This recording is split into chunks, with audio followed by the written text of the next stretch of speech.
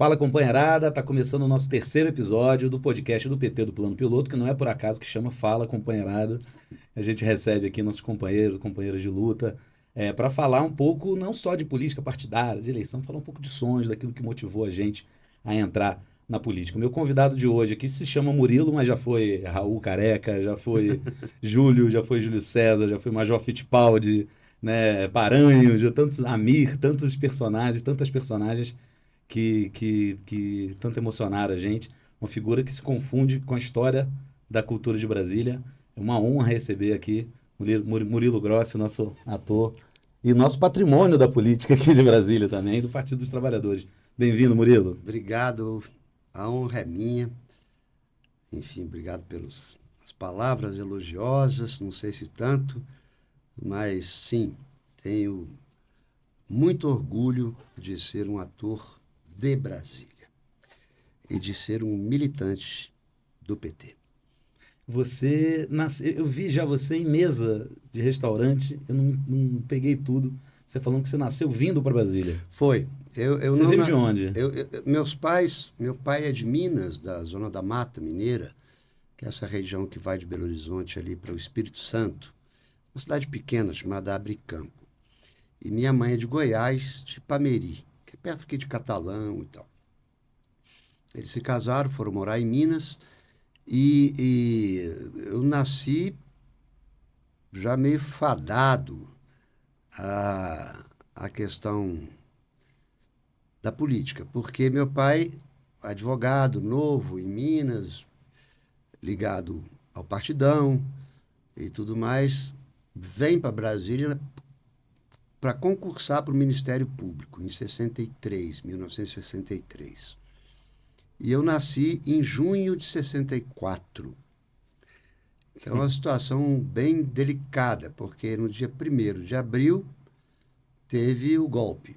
Dia da mentira. Mentiram pro povo, né? Meu pai aqui em Brasília, já trabalhando como promotor no Ministério Público, como assessor do ministro Hermes Lima, no Supremo, e como professor da UNB no Departamento de Direito, junto com o ministro Vitor Nunes Leal, e o Pertence, Sepúlveda. E minha mãe em Belo Horizonte, porque um irmão meu, que era o segundo, estava doente com meningite, já há muitos meses, há 8 meses internado. Então teve o golpe no dia 1º de abril, no dia 4 meu irmão veio a falecer, e no dia 11 de junho eu nasci. Então imagina a confusão. Então nessa, meu pai estava aqui em Brasília, morando em hotel, minha mãe em Belo Horizonte, morando no hospital e numa casa próxima ao hospital que eles tinham ajeitado lá. Então eles estavam sem casa. E por acaso, meu avô, pai da minha mãe, que era professor, na época, ele morava em Pindamonhangaba, São Paulo. Ele era professor em Pindamonhangaba. Então minha mãe se refugiou na casa do meu avô. Para viver aquele primeiro luto e para me ter. Sim. Porque semanas depois eu nasci. Então eu nasci em Pindamonhangaba e acho que com 2 semanas de idade, ela já veio para Ipameri, para casa dos meus bisavós. E aí a gente fica lá em Ipameri uns 6 meses, enquanto meu pai estava aqui em Brasília, tentando arrumar uma casa, um apartamento para a gente morar. Até que consegue, porque Brasília estava sendo construída. E aí que eu vim para Brasília. Então, eu cheguei em Brasília, eu nasci no caminho, né, em Pindamonhangaba, porque eu não tenho nenhuma relação com Pindamonhangaba. Mas já foi registrado aqui, né? É porque meu avô, ele deu aula lá durante alguns anos. Foi só um acaso. E aí vem para cá com menos de um ano, né? Menos de um ano. Vem para cá com um mês de idade. Né? Aí eu já estava aqui. Então, eu sou de Brasília, embora não tenha nascido aqui.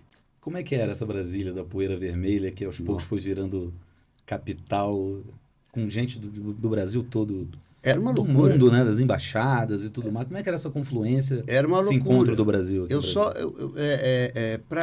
desde a infância, isso era uma coisa muito especial, porque Brasília era, na década de 60, literalmente um canteiro de obra. Era um canteiro de obra. A cidade inteira estava sendo construída. Você tinha poucas quadras que estavam concluídas. e algumas quadras que tinham um prédio, 2 prédios e tal. Ela estava literalmente sendo construída. Sim. Você morou na 109 Sul, né? A gente morou primeiro na 714, depois morou num barracão coletivo, que eu não me lembro qual era a quadra, e depois, enfim, construíram o prédio que era para o pessoal do Ministério Público, que era o bloco A da 109. Aí a gente morou lá muito tempo. Aí depois nós saímos de lá e fomos para 111 Sul, Sim. né? Isso enquanto eu morei com meus pais. Aí depois eu segui a vida e tal.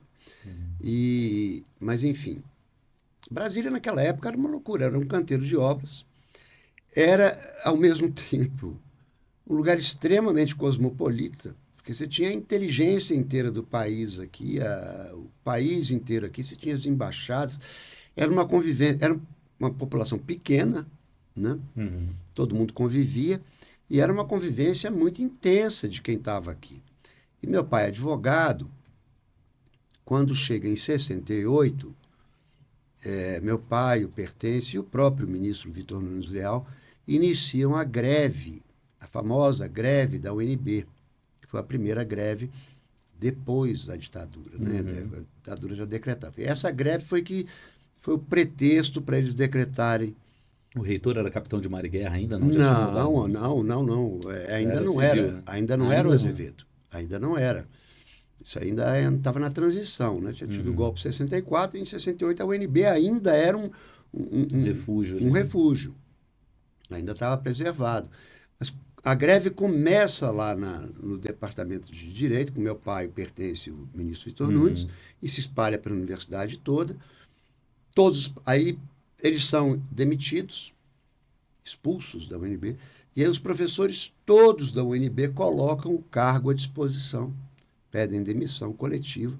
Sim. Em função disso. Então, isso é que começou a resistência e eles decretam AI-5. Eles decretam AI-5 e aí meu pai, o Pertence e o ministro Vitor Nunes foram cassados do Ministério Público, expulsos da UNB e formaram um escritório de advocacia juntos. Então, tudo isso, a gente está falando da minha primeira infância. Eu, em 68, estava com 4 anos de idade. A partir daí, que é quando eu tenho a memória melhor, a nossa casa era um ponto de encontro, assim, entendeu?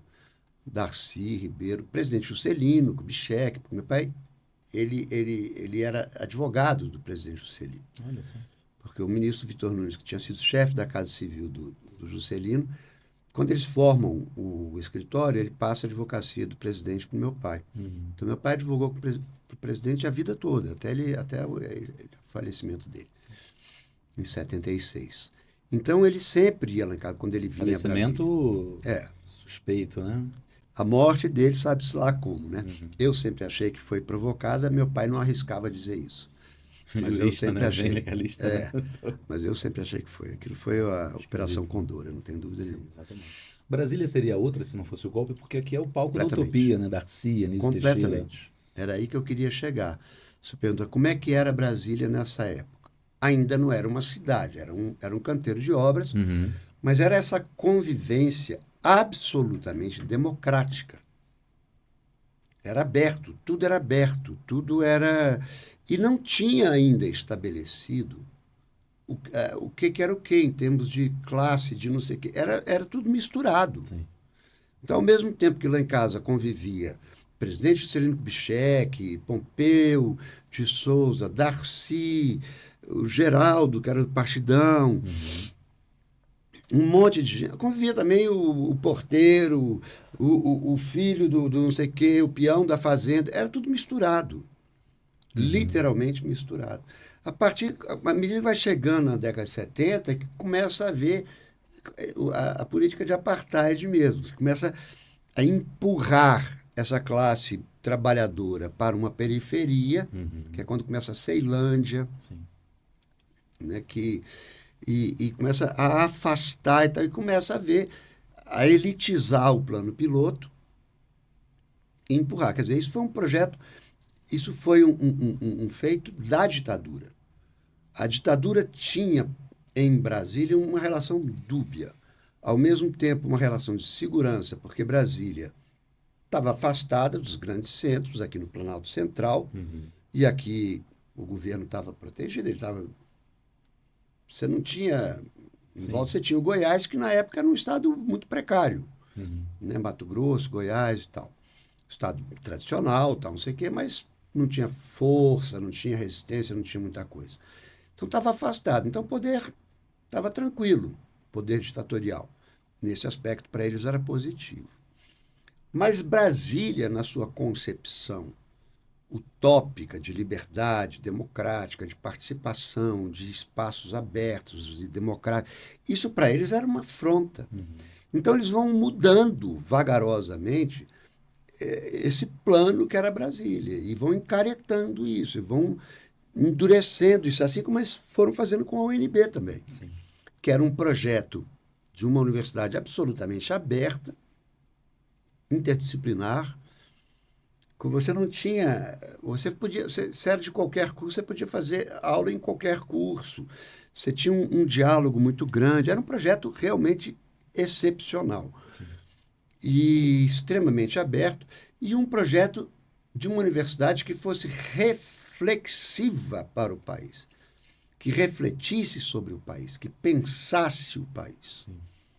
Essa era a ideia da UNB, do Darcy. E ela era assim realmente. Que ele tenta levar, né, que ele leva para o Rio ali no projeto do CIS, que Exatamente. igualmente foi combatido pelas Exatamente. mesmas forças. Então, tudo isso foi sendo combatido pela ditadura. Então, foi endurecendo. Depois do AI-5, a coisa piora muito.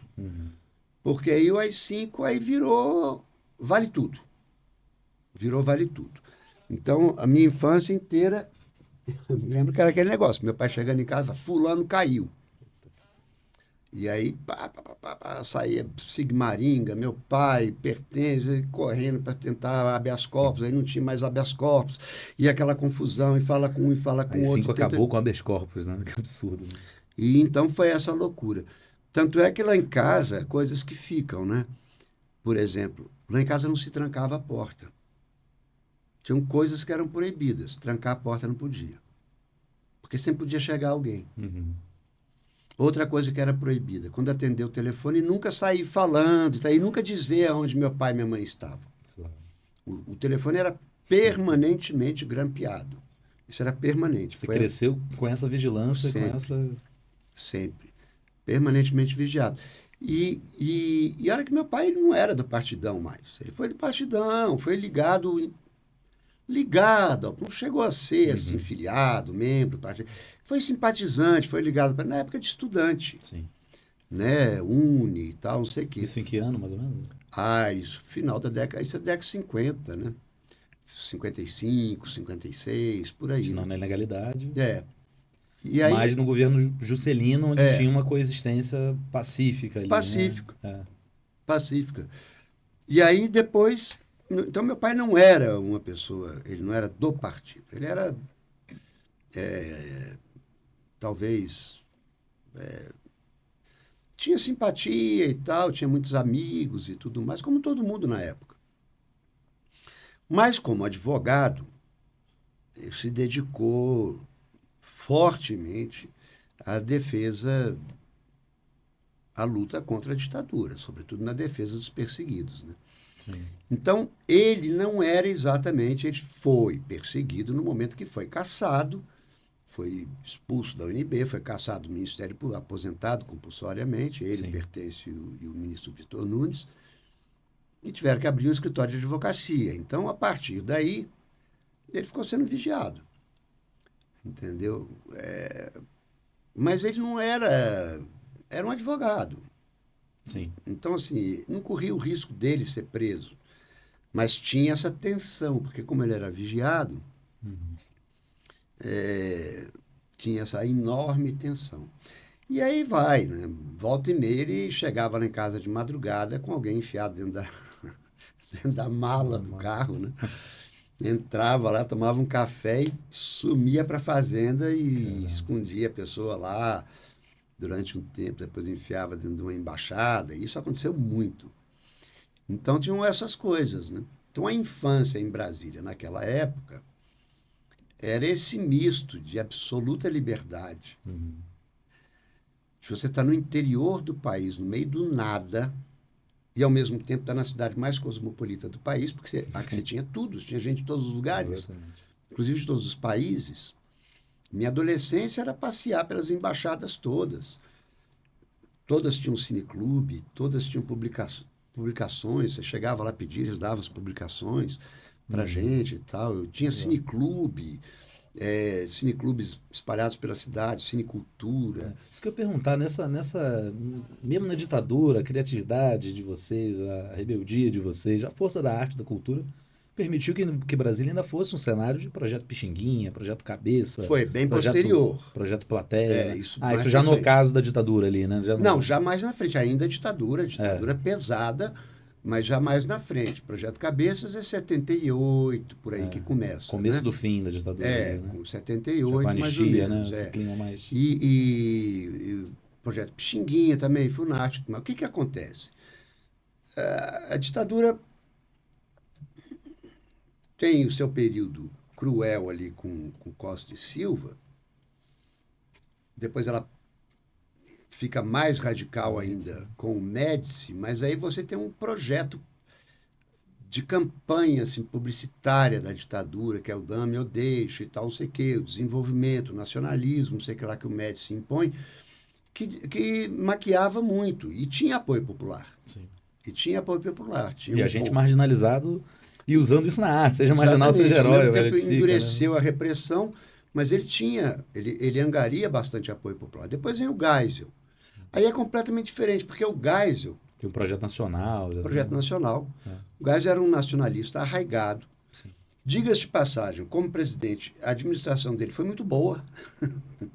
É difícil falar isso, mas é verdade. Por exemplo, a área de comunicação foi no governo Geisel que o Brasil construiu um império de comunicação. Os Correios do Brasil eram os Correios que melhor funcionavam no mundo. A telefonia, tudo foi muito desenvolvido no governo Geisel. O ministro Quante de Oliveira, que era marechal e tal, não sei o quê, general, né? Quante de Oliveira era general. Você vê como que o Bolsonaro é medíocre, né? Que eu nunca vi o Bolsonaro falar disso. Medíocre. Ele não fala da ponte Rio-Niterói, Não. ele fala do Ustra, do torturador da sala. No governo Geisel, ela teve um projeto de desenvolvimento muito sólido. Muito sólido. E foi importante, muito importante para a história econômica do Brasil. O governo Geisel já não é mais um governo tão repressivo quanto foi o governo Médici. Continua sendo repressivo, mas aí já era uma outra questão. Repressivo a partir do ponto que é ilegal, né? Claro. Ilegítimo já começa E aí já é uma outra questão, porque aí você já tinha pelo menos 2 ou 3 tendências dentro das Forças Armadas que brigavam umas com as outras. E o Geisel representava uma delas, que era quem estava no Poder Executivo. Mas você tinha o Frota, do outro lado, que era era a radicalidade em pessoa. E era... Bom, o Mourão era assessor do Frota. O senador Mourão era assessor... Essa raça de gente que sobrou aí, tudo era ligada a Newton Cruz, né? Newton Cruz e tarará, era ligado ao Frota, que era a ala que se falava radical das Forças Armadas, do Exército especificamente. Não é que era radical, que era a ala corrupta, absolutamente corrupta. Absolutamente corrupta. Então, isso é uma coisa importantíssima de se entender. Bolsonaro é filho dessa. É filho, mas ele é o filho bastardo, aquela coisa. Ele é o bostinha que estava lá, que se empolga, é de uma mediocridade tão grande que se empolga com isso e toma isso como valor. Mas o que é que, no fundo, se você for ver a trajetória do próprio Bolsonaro e da família dele, dos filhos e tal, ela está ligada, sobretudo, ao quê? À corrupção. Exatamente. Então, é isso que tem que desmistificar. Tem que se entender. O Geisel era um general reacionário, conservador, que manteve a ditadura e que tinha uma ideia clara de que era preciso fazer uma transição para uma democracia controlada. Como é que ele, Geisel, queria fazer isso? Porque, ao mesmo tempo, ele era um nacionalista e um desenvolvimentista arraigado. Sim. E isso é muito importante entender. Sim. Como é que ele queria fazer isso? Ele queria deixar o país, deixar o governo, quando ele deixasse o país estruturado para esse desenvolvimento nacional. Então, o Geisel tem atitudes assim que as pessoas esperam, pô, não entendo, mas ele não era ditador, e tarará, tarará, tarará, ele não era... Era, mas ele era um nacionalista desenvolvimentista. Sim. Então, por exemplo, ao invés dele fechar um acordo de início de desenvolvimento de energia nuclear com os Estados Unidos, ele fecha com a Alemanha. Ele abre o início de diálogo de relações diplomáticas com a China. Sim. Ele começa a fazer uma série de coisas assim que as pessoas... Pô, mas como assim? Porque ele era um desenvolvimentista. E ele era arraigado, um desenvolvimentista e um nacionalista. Sim. Pra você ter ideia, tem umas histórias interessantes relacionadas ao Geisel. O Geisel, o Prestes, comandante Prestes, durante o governo do Geisel, ele nunca foi perseguido. Sabe por quê? Porque o Prestes, ele foi da escola... Os dois são gaúchos, né? São gaúchos e os dois foram da escola superior de guerra e tudo mais. A maior nota da história da escola superior é do Prestes. É do Prestes. Ele é o Não me militar surpreende muito, não. mais brilhante que já teve formação no Brasil. O segundo era o Geisel. Olha só. E eles eram da mesma geração. Então, o que acontece? O Geisel, embora de um campo oposto ao do Prestes, mas tinha um respeito enorme pelo Prestes. Sim. E o Prestes tinha enorme respeito pelo Geisel. É mesmo? É. Interessante. Então, você nunca vai ver uma declaração do Prestes detonando o Geisel. Você vai ver posicionamentos críticos, mas com muito respeito. E o Geisel terminantemente proibiu a repressão de incomodar o Prestes. Por respeito. Então, o que é que ele acreditava? Que ele ia fazer a transição democrática depois que ele cumprisse que ele construísse essa estrutura de país, que aí a coisa seguia. Sim. Mas acontece que tinha dentro do próprio exército uma outra ala, e é isso que é importante entender, que eles chamam de ala da direita radical. Não é direita radical, é a ala corrupta. É um povo visceralmente ligado à corrupção, que entendeu, agora estamos no poder, podemos fazer o que quisermos. Torturando, matando, fazendo o diabo, mas para me beneficiar. Sim. Então, a história toda ideológica, então, isso aqui tem muito mais a ver com uma balela, com uma desculpa, para um crime comum. O próprio futebol mesmo se apoderaram da Confederação Brasileira de Futebol, Totalmente. Um brasileirão de 90 Tudo times. Tudo que havia de sacanagem no Brasil, essa área do Exército se envolveu.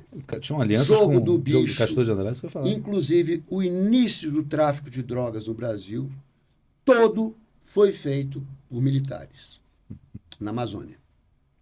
Que loucura, hein? Interessantíssimo isso. Pouca gente sabe disso. Muito militar envolvido.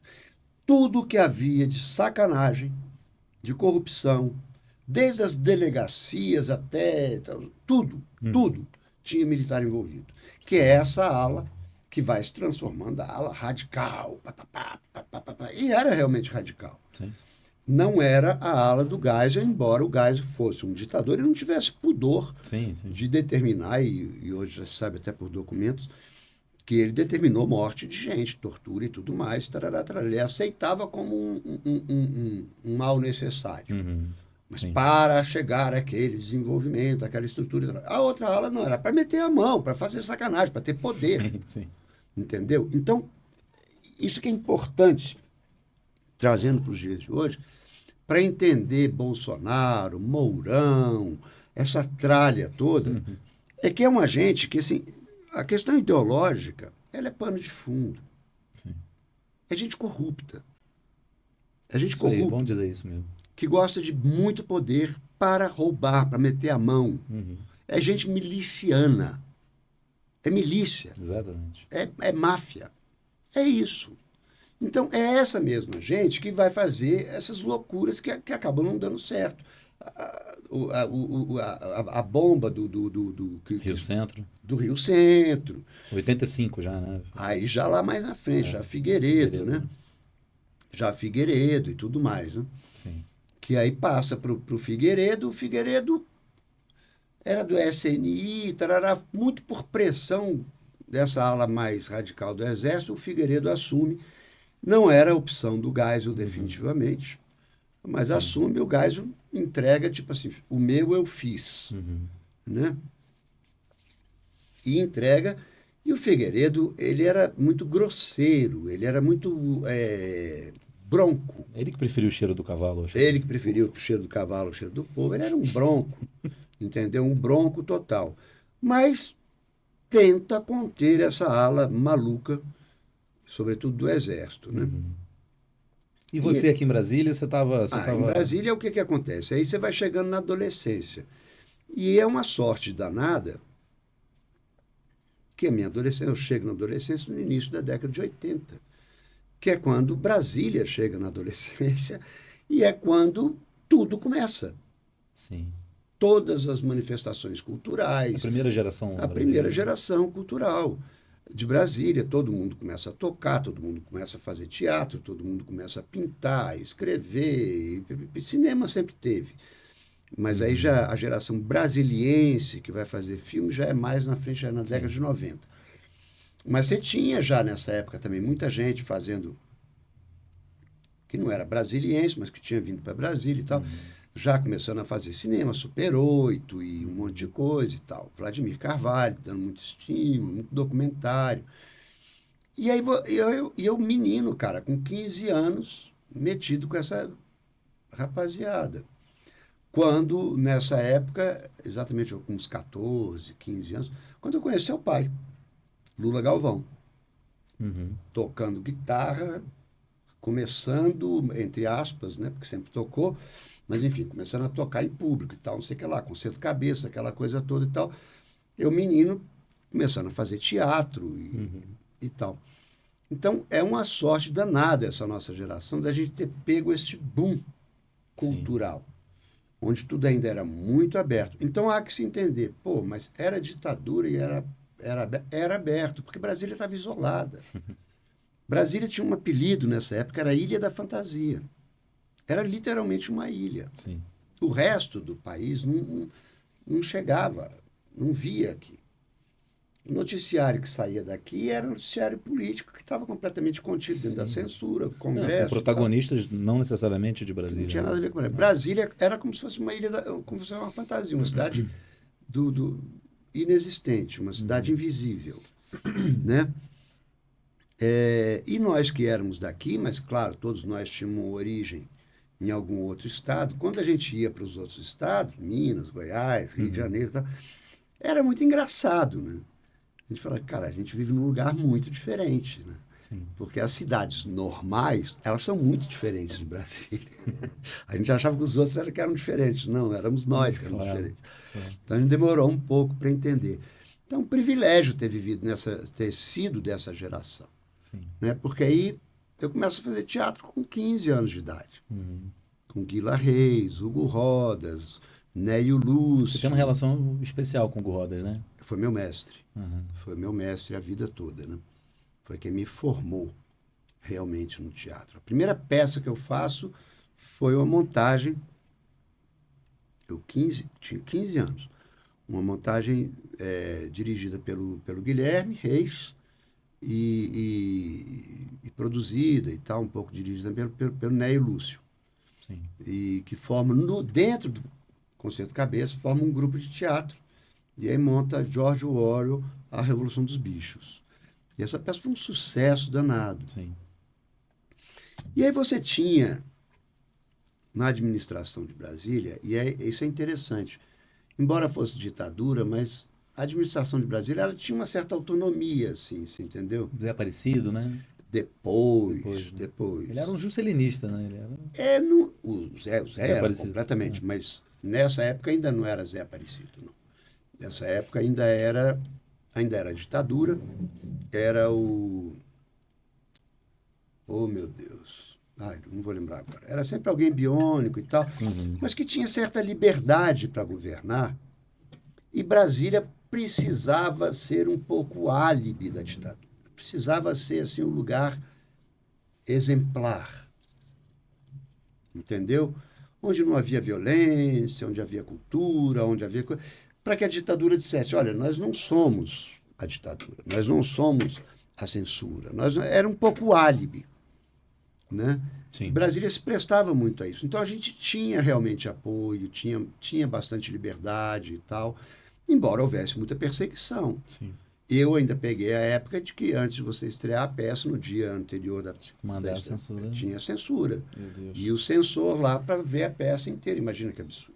Meu Deus. E falava, corta isso, corta isso, corta isso, corta isso. E você, para estrear ali na véspera, tinha que adaptar a peça inteirinha. Era uma loucura, era um inferno. E quando é que a mosca vermelha te picou, fazendo uma referência que é o Mosca Azul do Frei Beto? Inclusive você fez Batismo de Sangue, né? O filme Fiz. da obra do Frei Beto. Como é que você começou a militar? Você falou do histórico da sua família, claro que a base ali já estava calcada, mas... Desde sempre. Desde muito menino, desde sempre. Você entrou no PT em 80, não? Na realidade é o seguinte, eu começo a fazer teatro, a minha convivência, através da convivência com meu pai, com amigos e tal, já era uma convivência totalmente à esquerda. Né? Então, nunca fui desvinculado disso. Aí eu começo a fazer teatro, eu saio de Brasília. Aí morei no Rio de Janeiro. Aí meu pai se separou da minha mãe e tal, e vai para o Rio de Janeiro, e eu fico morando com meu pai no Rio de Janeiro durante 1 ano. E depois do Rio de Janeiro eu vou para Tatuí, interior de São Paulo, para estudar no Conservatório de Música de Tatuí. Aí eu fiquei 2 anos e meio estudando no Conservatório Tatuí, que foi quando eu fiz a primeira campanha, em 82, que foi a primeira campanha para eleição direta de governador pós-ditadura, né? Lá a gente fez a campanha para o Montoro, para o governo do Estado. 82, né? 82. Você já era posadista, já, né? Não, pois é. O que acontece? Ainda na escola secundarista, eu já começo a militar. Já começo a fazer parte de grêmio, de tal, não sei o quê. Tudo isso era proibido. Em 78, eu já era militante estudantil, mas secundarista. E isso era uma coisa muito pequena ainda, muito discreta, porque era bem reprimido. E aí houve um aumento brutal das mensalidades das escolas particulares. E aí nós pegamos esse gancho para fazer uma manifestação contra esse aumento. Esse aumento foi permitido lá, esse percentual de aumento foi permitido lá pelo Figueiredo. A gente pegou esse gancho e fez uma manifestação. As escolas eram todas na Asa Sul, ali na W... para cima da W3, lá na 900. Né? Eram todas escolas, Objetivo, Leonardo, não sei o quê, tudo era ali, né? Todas as escolas eram ali. Então a gente sai lá do Objetivo, cara, na 4, que é onde era o UDF. Sim. A gente saiu dali e foi caminhando até a 16. E na medida que a gente ia passando na frente das escolas, ia gritando lá para dentro, os alunos iam abandonando a aula, ia pulando o muro e foi engrossando. Aliás, foi da 16 vindo até a 4. E foram engrossando essa manifestação que acaba descendo ali para que hoje é a Praça do Índio lá. Sim, sim. E aí foi uma multidão que todos abandonaram a escola lá, pularam o muro e juntaram nessa manifestação e tal. E aí eu estava lá como um dos camaradas, não era o único, fazendo discurso e tal, não sei o que lá. E a gente fez uma refundação simbólica ali do DCESB, né? do Diretório Central dos Estudantes Secundaristas de Brasília, que tinha sido extinto em 68 com a morte do menino, do estudante. Esqueci o nome. Onestino? Hã? Onestino? Não, antes. Eles mataram um menino que era estudante secundarista. No Rio. O Edson Luiz. Edson Luiz. É, mas aqui em Brasília também. Ah, também. Também. Que eu não me lembro o nome do rapaz. E aí isso... Aí ficou proibido o estudante secundarista e tal, não sei o quê. Ficou proibido a Uni. Sim. Mas eles tinham muito medo do secundarista, porque adolescente não tem limite, né? Então, quando a gente retomou... Ser jovem não ser revolucionário é contradição genética. E aí, quando a gente Guevara. fez essa manifestação e retomou ali encontros e tal, não sei o quê, e entre a gente fez essa coisa, né? Refundou o DICESB e tal, não sei o que lá. Não sei se isso teve alguma consequência, mas pelo menos ele entra no nosso grupo ali, a gente fez isso. Sim. Cara, foi pesado, assim. Depois, muitos anos depois, essa é uma história engraçada. Muitos anos depois. Um dia meu pai fala, Murilo, vem aqui em casa, deixa eu te mostrar uma coisa, tem uma surpresa para você. Décadas depois. Eu já pai, já... Cheguei lá e pegou um dossiê, assim, aquelas pastas beges de arquivo, escrito confidencial. Um delegado meu que aposentou me mandou isso aí de presente. Aí, na hora que eu abri, era um dossiê sobre mim. Olha só. Murilo Grossi, estudante secundarista, subversivo perigoso. Elemento orgulho, subversivo perigoso. Você tem isso ainda? Tem que mudar isso aí. Não tenho, cara, eu perdi. Isso é bom, né? E cheio de foto dessa manifestação. Eu tinha 14, 15 anos. Que loucura, hein? 14 anos. Entendeu? E eu fui fichado na Polícia Federal. Inimigo interno mesmo, né? Inimigo interno. Que loucura. E fui fichado, e nem sabia disso. Que coisa engraçada. Era pra você ver os absurdos, assim, como é que era o funcionamento da ditadura. Mas Brasília era uma coisa assim, ficava essa... E aí teve, na época, né?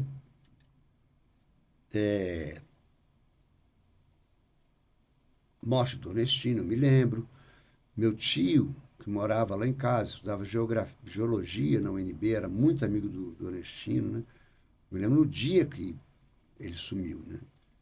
Que o exército invadiu a UNB e aí quebrou o pau lá, deram tiro pra caramba. Inclusive, teve um camarada que levou um tiro na cabeça e não morreu.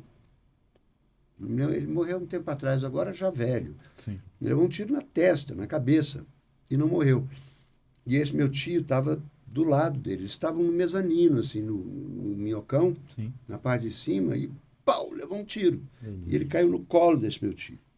Aí eu me lembro desse meu tio chegando em casa, completamente ensanguentado, minha mãe entrando em pânico, aquela loucura e tal. E isso era direto. Meu irmão mais velho, em um determinado momento, eu lá no movimento secundarista, e meu irmão mais velho já na UNB, ligado aos virou posadista, né? Então ele era colega da Érica Cocai, do Beto Almeida, Sim. né? O Afonso, eles eram todos posadistas. E eu frequentava eles, lá o movimento deles, e apoiava eles lá, embora não tivesse dentro da universidade, né? Então fazia esse diálogo. Aí é a militância mesmo, vender jornal, pichar muro, reunião clandestina, aquela coisa toda.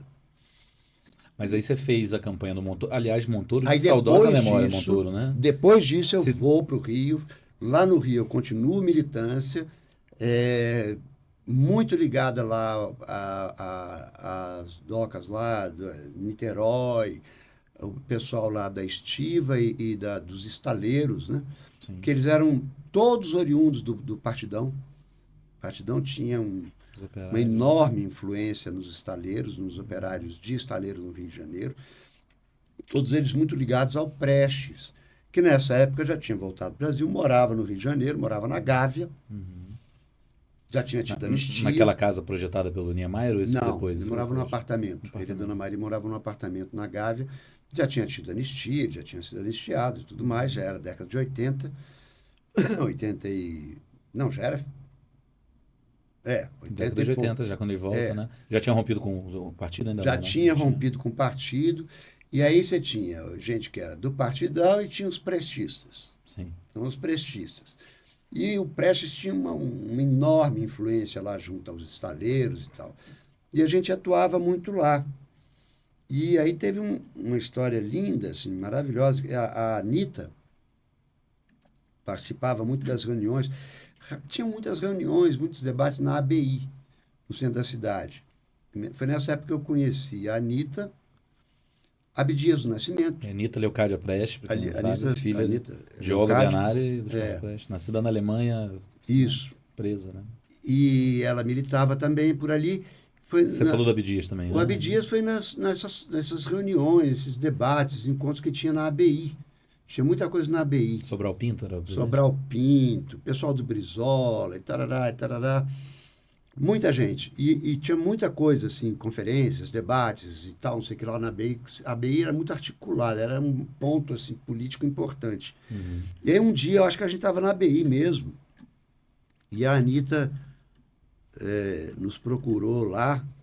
Como a gente estava fazendo alguma coisa, algum trabalho lá ligado lá aos estaleiros, alguma militância, Sim. a Anitta falou, olha, o velho quer encontrar vocês. Eu olhei e falei, o quê? Pediu para vocês irem na casa dele, tal dia, depois de amanhã, tal hora, de manhã cedo. Éramos eu, meu irmão e a namorada do meu irmão. E a gente ficou com o olho arregalado assim, falou, ué, sério? Sério, vou passar aqui o endereço. Aí passou e tal, não sei o que lá, você está lá, tal hora e tal, não sei o que lá. E nós fomos. Lá na Gávea, no apartamento lá, a Dona Maria atendeu a porta e entramos e tal, uma sala simples e tal. Daqui a pouco vem ele, né, desse tamanhozinho, né? Sim. Mas era um gigante, bicho, assim, ele tinha uma... Dignidade em pessoa, uma dignidade. Ele era um estoico, né? Ele era... Sim. E a gente menino, 16, 17 anos, por aí, e ele tratava a gente de igual para igual. Senhor, como é o senhor e tal, não sei o que lá, senta, por favor. E um longo debate de uma tarde inteira com a gente, para discutir, para fazer uma análise sobre a questão política nacional, internacional, e essa militância no estaleiro, o que poderia ir, não sei o que lá. Genial. Foi uma emoção isso para mim, você imagina. Pô, você ali sentado com Prestes, eles tratando de igual para igual, e você era um militantezinho, eu nem sabia direito o que estava fazendo. Foi uma emoção enorme. Depois, daí do Rio de Janeiro, eu vou para Tatuí, onde a gente faz, então, a campanha lá. Chegou a se lançar um candidato lá do PT, que era um mecânico, era um operário mecânico, que tinha lá e tal. Era o início do PT, porque eu lá em Tatuí, eu fui para Tatuí no final de 81. Final, São Paulo, né? Final de 81. Aí você fez campanha para o Montoro em 82. 82. Montoro de saudosa memória, né? De saudosa memória. Se todos os tucanos fossem que nem o Montoro Nossa, do Brasil, seria melhor, né? Seria uma maravilha. Defendia a integração da América Latina. O Montoro, com o rumo que o PSDB tomou, o Montoro revirava no túmulo 1000 vezes. O Montoro era de uma... Ele era um democrata cristão de verdade. Um democrata cristão de verdade, corretíssimo e politicamente muito habilidoso, extremamente correto. E o Lula foi candidato contra ele nessa campanha. Foi candidato. Reinaldo de Barros. E... Na época... Jânio Quadros. Jânio. Eram esses 4 candidatos. Foi, Jânio. E o Montoro ganhou. E Roger Ferreira também, né? Então, a gente fez campanha para o Lula e fez campanha para o Montoro, porque sabia que o Lula não ia ganhar. Então, era uma campanha assim, fazia campanha para marcar presença. Sim.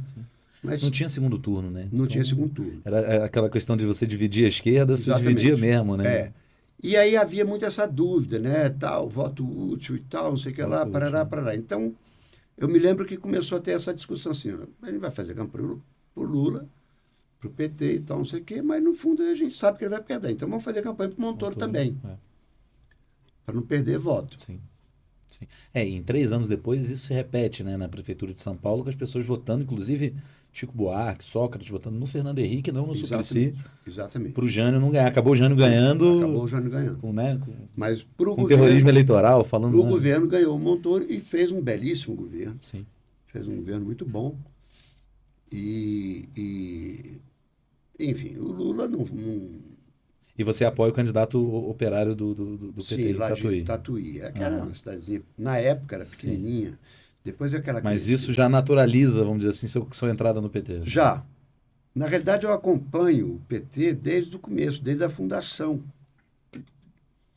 final da década de 70, quando começa a ter um envolvimento ali, uma série de, enfim, as greves do ABC e tudo mais, a gente acompanhava Sim. a distância.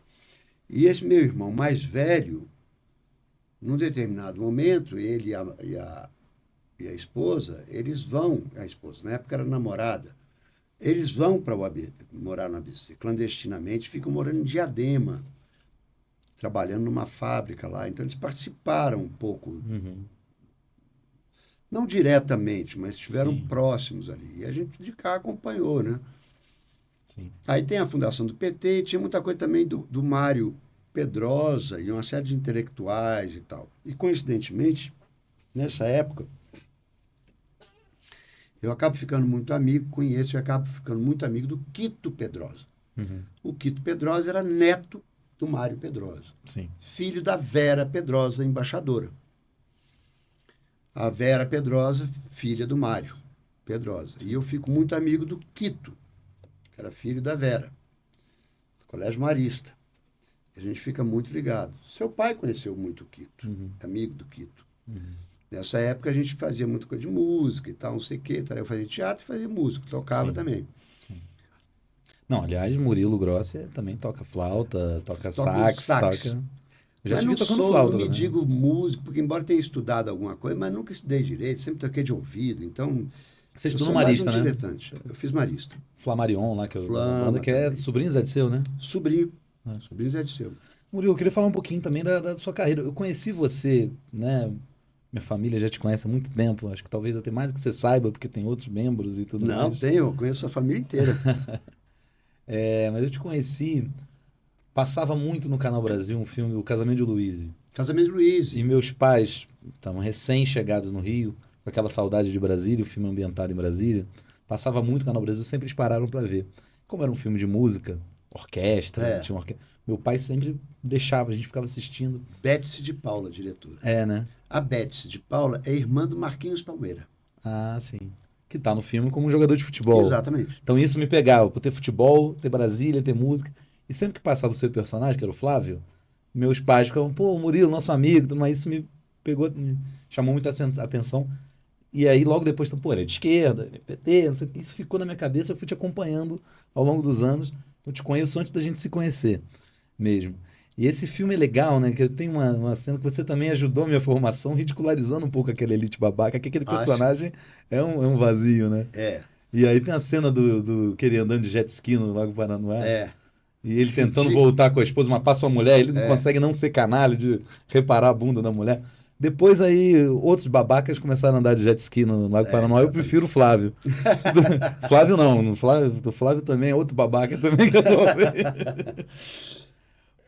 Não, pois é, seus pais, eu os conhecia do final da década de 70, né? Uhum, Adolescência. uhum.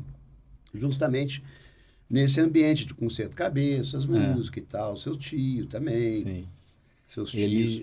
Pois é, eles adoravam esse filme. E hoje você está, né, protagonizando um filme, outro filme também ambientado em Brasília, né? Que é o Brasília. Mandioca Frita, que está Ah, pois é, no Globoplay, que né? foi para a E Globoplay é um aí. outro personagem Júlio, né? Que você também tem um outro personagem Júlio Tenho, marcante, que é o do tenho. clone, e agora vem um Do outro Júlio, clone e tal. Júlio César agora, né? É. Conta um pouquinho do Mandioca aí pra O gente. Mandioca Frita é muito interessante. A Globo tem um projeto já há alguns anos de fazer filmes regionais.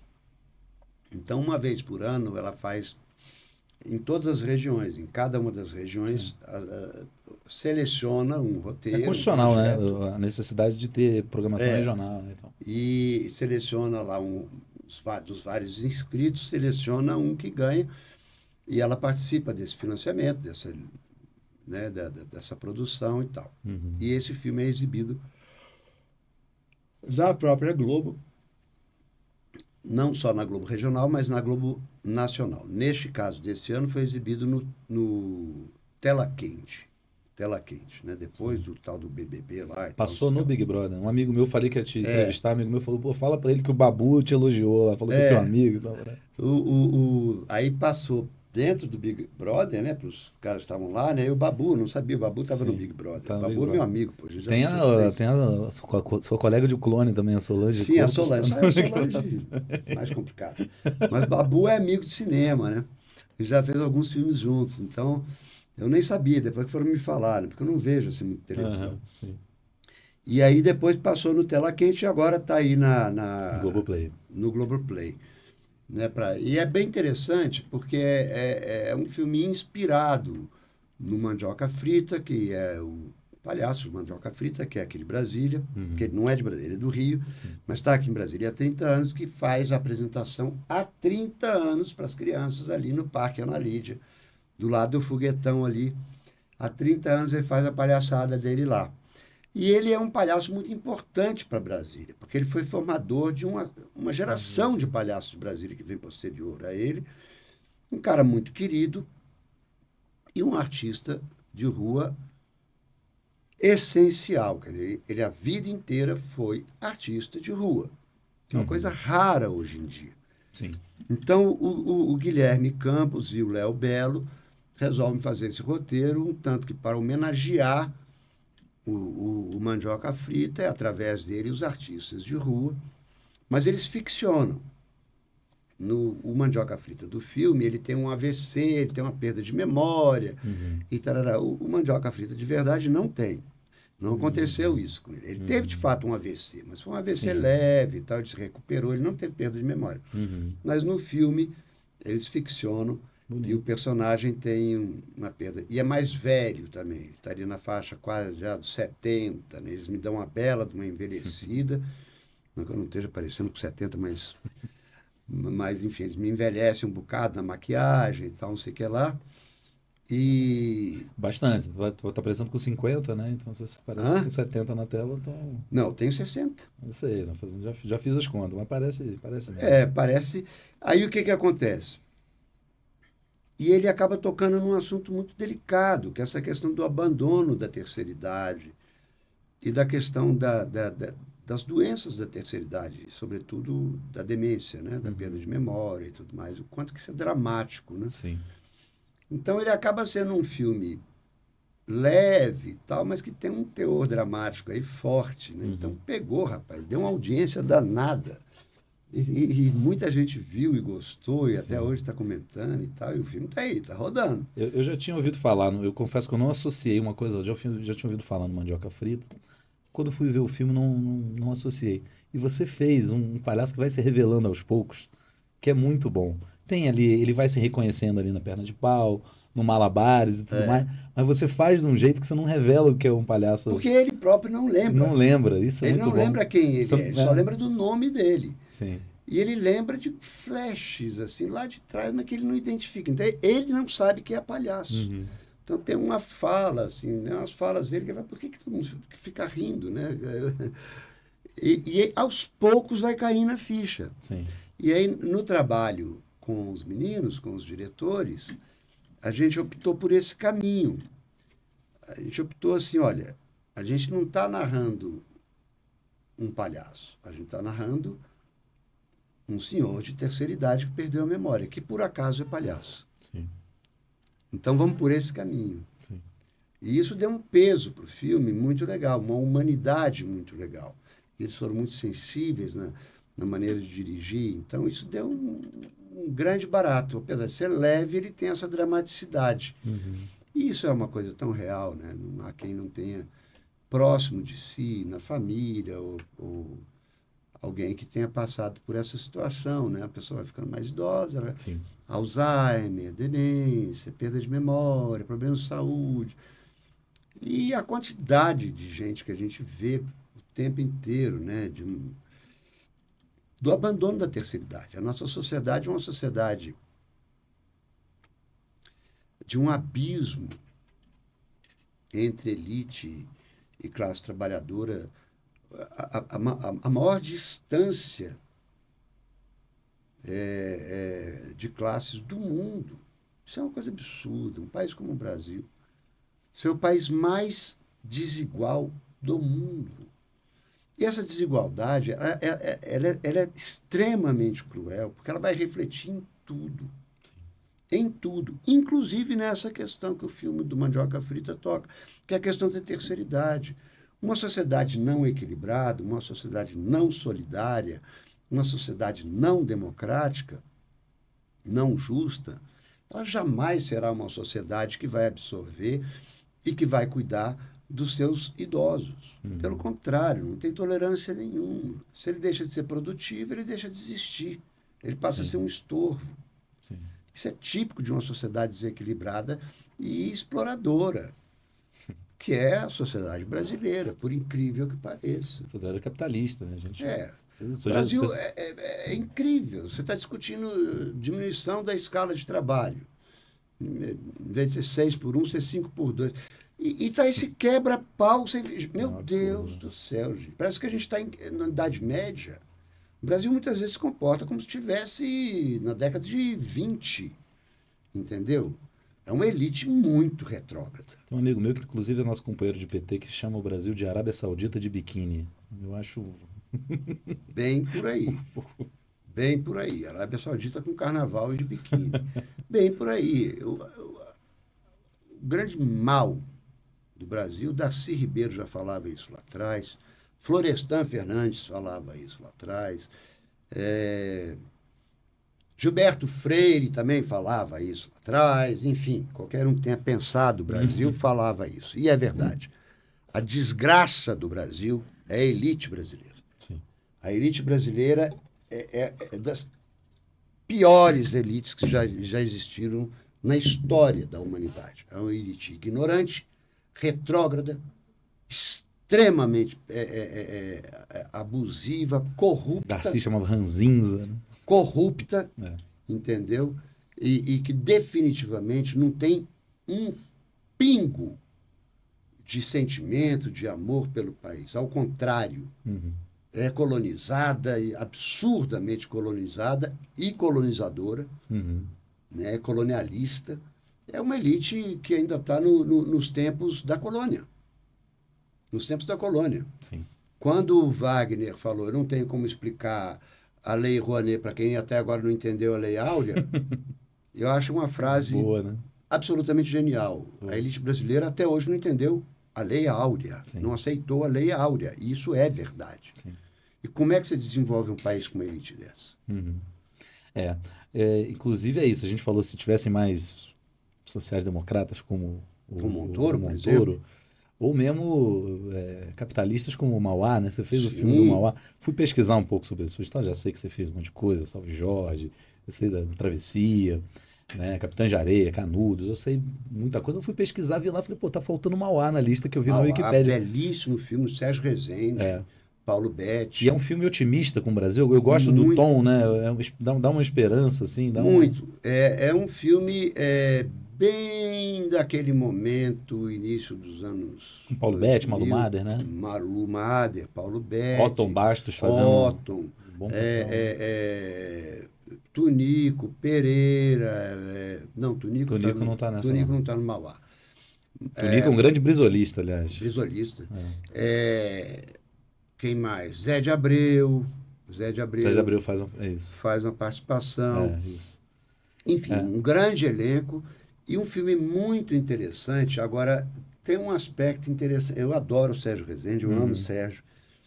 E é um grande diretor. Agora, esse filme tem um aspecto interessante. Esse filme é daquele momento onde o Brasil estava optando pelo neoliberalismo. Entendeu? Nitidamente PSDB, subindo ao poder, e o Brasil caminhando para o neoliberalismo. Então, o filme ele tem uma pegada neoliberal, assim, a história do liberalismo do Mauá, isso. Que é muito interessante, historicamente importantíssima para o Brasil, mas o filme ele joga umas tintinhas neoliberais. Olha só. Ou seja, se não fosse o Estado, o Brasil crescia melhor. Isso. E meio que dá uma sacaneada em Dom Pedro II, que não é correto.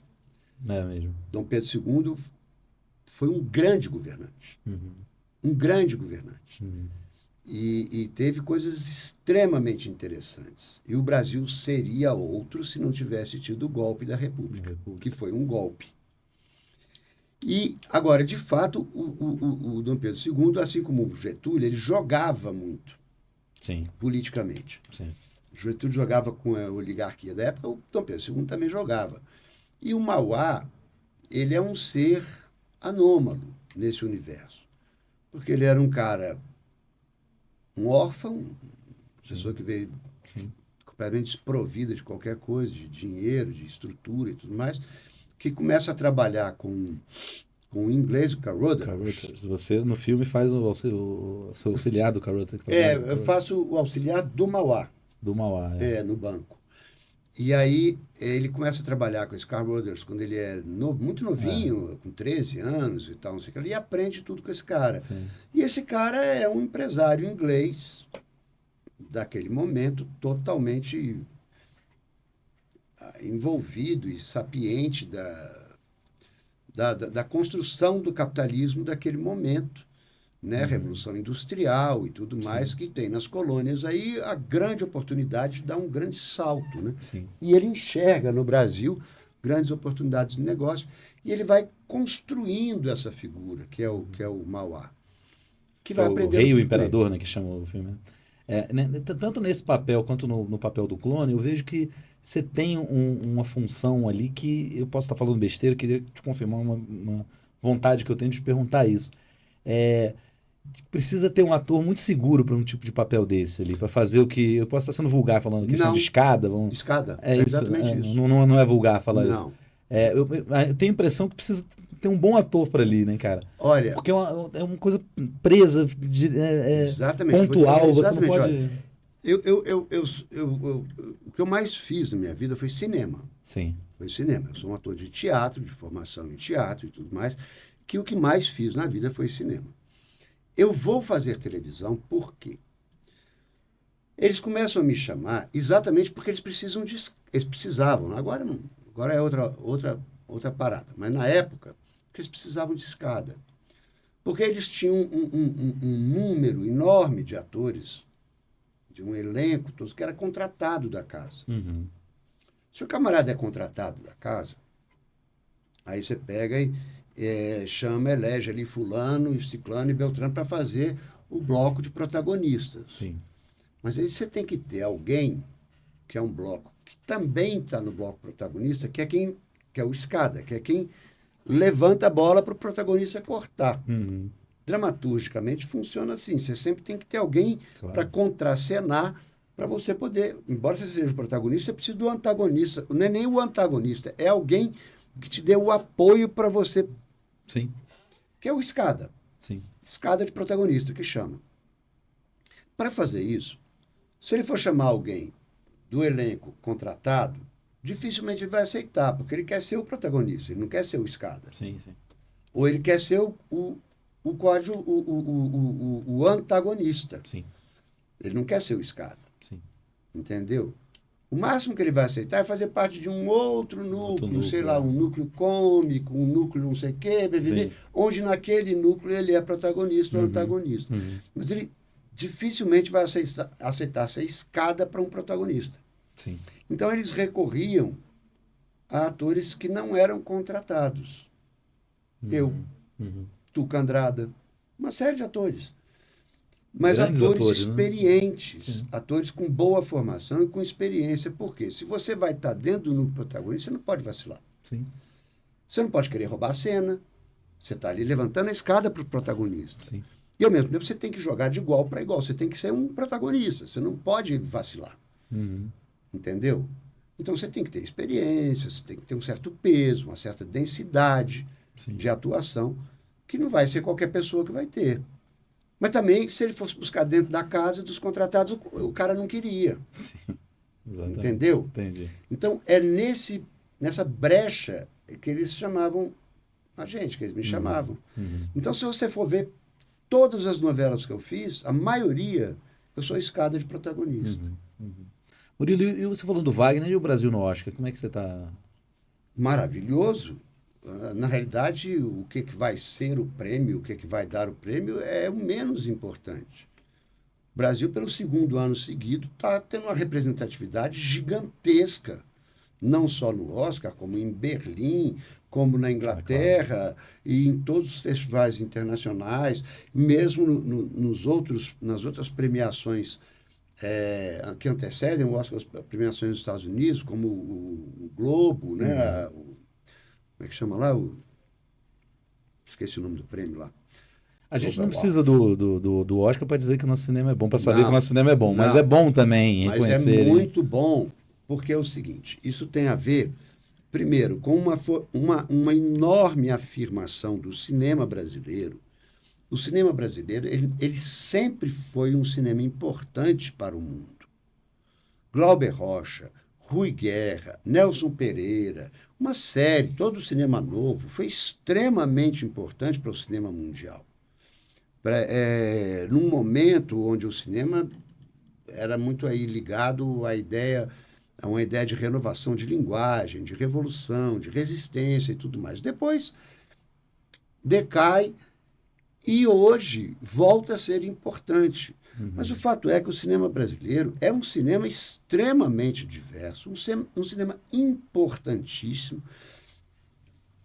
E a partir dos governos Lula, com a gestão do Gil, no Ministério da Cultura e do Juca, o cinema brasileiro, pela primeira vez na história, consegue um nível de democratização, de verba e o diabo a quatro, que foi o primeiro momento na história do Brasil, e permaneceu até agora, que todos os estados brasileiros hoje filmam. Sim. Isso nunca tinha acontecido. Nunca tinha acontecido. Hoje, todos os estados brasileiros filmam. E é um cinema muito pungente, muito importante, muito criativo. E você tem uma série de filmes que começa a ter uma projeção internacional muito grande. A gente está falando aqui de longa-metragem, que teve uma maior projeção, que teve uma maior audiência e que tem interação com produções internacionais, e parará, tarará. Tá. Mas você tem um monte de curtas-metragens, você tem um monte de outras bases de cinema que já fazem assim, muita entrada em todos os festivais do mundo e é um cinema respeitadíssimo. Então é muito importante que o cinema ocupe esse lugar. Mas também isso reflete uma importância enorme que o Brasil voltou a ter com a volta do Lula. No momento que você tem o golpe, Temer, depois Bolsonaro, foi assim uma política de terra arrasada, de destruição da imagem do país e das relações internacionais do país. O Brasil ficou isolado do mundo. No momento que o Lula volta, e aí ele está sendo muito competente em reconstruir essa importância. Então, essa importância do país, em muita medida, é ganha pela importância do Lula como o representante do país, como um político extremamente habilidoso, como hoje o político mais respeitado no mundo. Sim. E isso traz para o país visibilidade. E dentro dessa política internacional do Lula está também essa abertura do Brasil. Sim. E respeito é diferente de medo, né? Não é? Medo você aperta botãozinho ali com o arsenal. Exatamente. Isso não é respeito, né? Não é. Não é respeito. Não é respeito. Quem ladra não morde, meu amigo. Exato. Entendeu? Você respeita o cachorro que fica te olhando. Sim. Não é o que fica te latindo. Entendeu? Que fica latindo, você fala, sai! Agora, aquele que fica parado te olhando, ele vai morder. Entendeu? Então, o Lula está construindo toda uma trajetória de reinserção do Brasil no mundo importantíssima. O Brasil hoje, junto com China, Rússia e os países da Indonésia, Coreia, tarará, são as peças chaves do equilíbrio mundial. É isso. E vive esse Brasil que não fala fino com Washington, nem grosso com o Paraguai e com a Bolívia. Exatamente. Né? Então você tem um filme como o filme do Wagner lá, do menino, do Kleber Mendonça. Do Kleber, que é um filme extremamente autoral, extremamente brasileiro, filmaço, de uma sensibilidade, de uma direção espetacular, atuação espetacular do Wagner, de todos os outros atores. Um filme realmente exemplar. Uhum. Isso é importantíssimo. Então, tudo isso vem nesse bojo. Sim. Entendeu? Vem nesse bojo. Eu fico numa felicidade louca, cara. Porque, assim, o meu ofício é cinema. Sim. Entendeu? Eu amo cinema. E sou um militante do cinema brasileiro. Entendeu? E não adianta, cara. Assim, o ator, isso é uma questão. Você citou vários filmes. Você não tem como não ser um ser político sendo ator. Uhum. Você sempre é um ser político sendo ator. Se você nega isso, você continua sendo um ser político. O ator que nega isso, geralmente ele é um ser político de direita, um entreguista. Você não tem como não ser. Porque o ator, através do ator, a linguagem é colocada para o imaginário do público. A verdade do ator é que traz a verdade daquela história, daquele filme, daquela peça, daquela novela. É a verdade do ator. Uhum. Você trabalha diretamente com a confiabilidade, com a confiança, com a paixão, com a sensibilidade do público. Então você não tem como não ser um ser político. Eu levo isso muito a sério. Então, qualquer personagem que eu faça, qualquer que eu tenha feito na minha vida inteira, ele é um ser político. E ele se comporta politicamente. Muito bom. Sempre. Pô, Murilo, a gente, infelizmente, eu ficaria a tarde inteira aqui contigo. E à noite também. A gente podia até pedir uma cerveja, mas nosso tempo está acabando. Vou fazer mais duas perguntinhas, se me deixarem aqui, coisa rápida. Vamos lá. Uma sobre política, É que eu outra tô sobre. prolixo pra caramba hoje. Nada, isso é maravilhoso. O papo bom é assim. Uma sobre política e uma sobre cinema, filmes. Não que isso não coexistam, e a prova disso é você aqui na minha frente. Murilo, tem uma canção anarquista italiana que diz: Dê uma rosa aos rebeldes que falharam. Não necessariamente que falharam, mas para que rebelde da história, alguém que lutou contra o poder estabelecido, você daria uma flor, dedicaria uma flor aqui nesse programa? De cara, que nunca falhou, mas que, enfim, que foi derrotado de alguma maneira. Fisicamente Ou não, né? derrotado, simbolicamente ganhou, tenho dúvida nenhuma, Che Guevara. Sim. Sempre. Che Guevara. Che Guevara é o nosso exemplo maior, assim, do que é ser, para ele, latino-americano, para nós brasileiros. O Brasil não é exatamente um latino-americano, né? Porque o latino-americano são os países mais espanhóis, né? Mas nós somos latino-americanos. Essa irmandade, né, da América, das Américas, né? Da América do Sul, América Central. O Che Guevara, através da vida dele, ele constrói esse imaginário, esse simbólico, Sim. de que vale a pena se lutar pela justiça. E através disso Em ele todos demonstra, os países, em todos os países, internacionalista, e através disso, do exemplo da vida dele, ele demonstra a enorme injustiça que nós sempre vivemos. Não existe país que tenha sido colonizado no mundo que tenha dado um salto civilizatório. Isso não existe. Exatamente. Não existe. E nós estamos tentando, e vamos continuar tentando. E esse é um fato. Então, o primeiro deles, Che Guevara. Muito bom. O Breno Altman, inclusive queremos o Breno Altman aqui um dia também. Opa! Ele também não é dono disso, mas ele faz sempre no programa dele, pergunta para o convidado um filme, um livro que alguém já viu. Não tem pudor nenhum de copiar, porque também não deve ter inventado isso. O meu filme, eu sempre falo aqui, que é O Carteiro e Poeta, Maravilhoso. que é, né, o exílio do Neruda, convivendo apenas com carteiro na Itália, o Mário Ruopolo, né, enfim. E o Máximo Truiz, Isso. esse grande ator. E aí, certa feita ali, o carteiro rouba um poema do Neruda, usa para conquistar a mulher, Neruda fica bravo, vai reclamar com ele fala, não, a poesia não é de quem faz, é de quem precisa. Então, como eu estou aqui no podcast, estou começando, eu estou precisando também desse gap, eu vou pegar essa pergunta do Breno Altman e perguntar que filme, que série você indicaria. Eu vou perguntar que filme, que série e que música também, porque você é músico também. Vamos lá. Atualmente, eu vi um filme agora, muito recentemente, né, que eu fiquei... Olha, eu acho que é o filme mais emocionante, mais lindo que eu já vi na minha vida, assim, em termos de emoção, que é o Hamnet, que eu acabei de ver agora há pouco. É realmente muito bom. É muito lindo, é muito emocionante. Poderia citar milhões de filmes aqui maravilhosos, mas esse filme impactou tanto, tanto. Essa sacada, porque ali tem coisas que historicamente são verdadeiras sobre Shakespeare, mas é óbvio que há um certo grau de ficção, mas muito bem sacado. E as atuações, a direção dessa chinesa é um negócio. Porque o filme toca numa questão.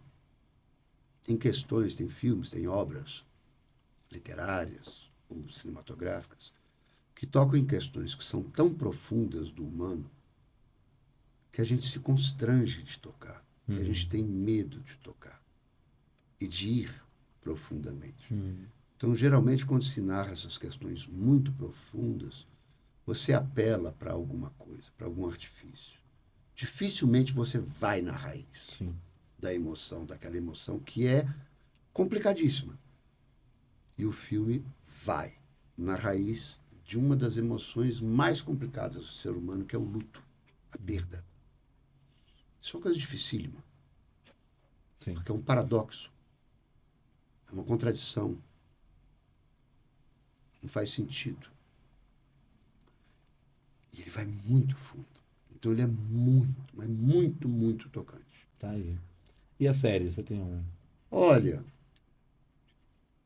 deixa eu pensar aqui, uma série... Ah! Uma série muito bonita que eu vi. Tem um monte de séries também que eu adoro, que eu vi, já revi e tal. Mas o Leopardo. Leopardo, que é uma adaptação da obra do Tommaso de Lampedusa, né? Tem o filme Leopardo, e eles fizeram uma produção italiana agora, que é uma série, o Leopardo, que é muito bonita. Que é muito, muito, muito, muito bonita. A obra do Tommaso de Lampedusa narra o período da unificação italiana, a Guerra Civil, a unificação italiana, que é um período extremamente complexo e muito interessante, muito rico, porque ele mostra essa transição dessa Europa expansionista e tudo mais para uma Europa mais assentada e já rica pela colonização e tal. E como é que vamos dividir o butim, né?